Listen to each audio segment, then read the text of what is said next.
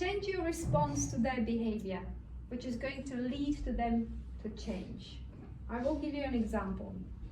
So I had this couple where, not really, I didn't have a couple. I had this lady who came in, and she was physically abused by her partner.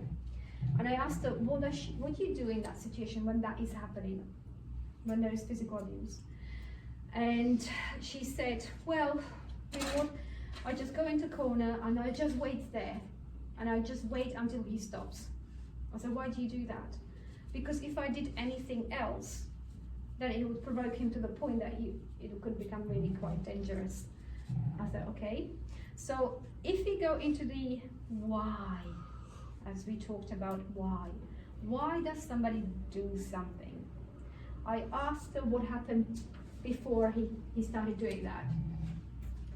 And she said, well, he hardly actually, I didn't do anything to provoke it. I said, what happened then? So he came from work and he was told off at work by his boss in front of everyone, made him feel little and humiliated. And what he did is he came home and projected his anger at his wife.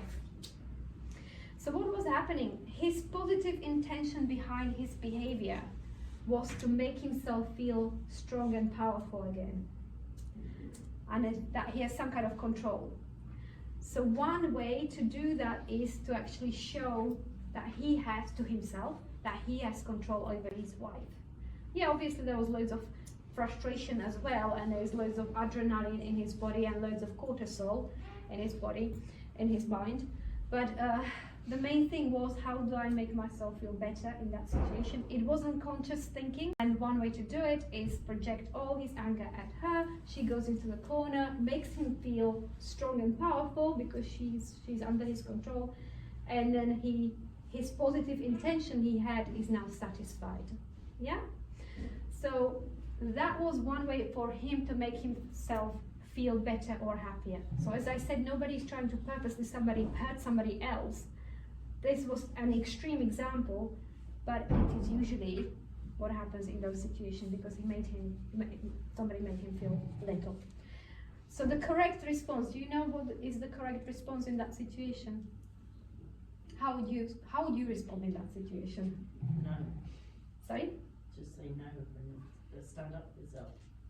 Correct response is to stand up for yourself. Obviously not go and fight, but it'd be the minute you come closer to me, I'm going to call the police, or all neighbors know about this, they will hear, they will call the police. You know, just make him feel little again.